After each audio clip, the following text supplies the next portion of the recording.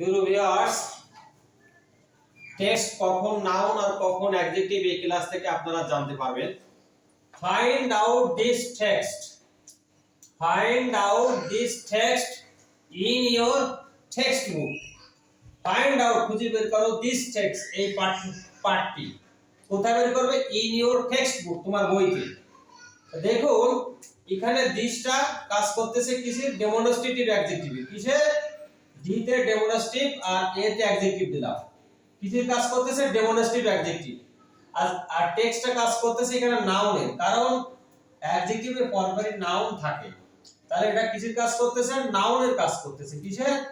নাউনের কাজ করতেছে, কারণ দিস একটা ডেমনস্ট্রেটিভ অ্যাডজেক্টিভ আর অ্যাডজেক্টিভের পরপরই নাউন থাকে।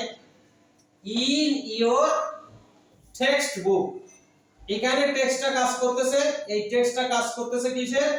অ্যাডজেক্টিভের কাজ করতেছে। অ্যাডজেক্টিভ কিসের কাজ করতেছে? অ্যাডজেক্টিভ, কারণ বুকটা এখানে তো নাউন, আর নাউনের আগে কি বসে? বুকটা এখানে নাউন, আর নাউনের আগে যে শব্দটি থাকে সেটা অ্যাডজেক্টিভ হয়। নাউনের আগে যেটা থাকে সেটা অ্যাডজেক্টিভ হয়। তাহলে টেক্সট এখানে হলো অ্যাডজেক্টিভ আর এখানে টেক্সট হলো নাউন। প্রিয় ভিউয়ার্স, ডেমনস্ট্রেটিভ অ্যাডজেক্টিভ গুলো আমরা জেনে নিই। দিস, বহুবচনে THES, this, this, this, that, those, that, those. Previews. Thank you everybody.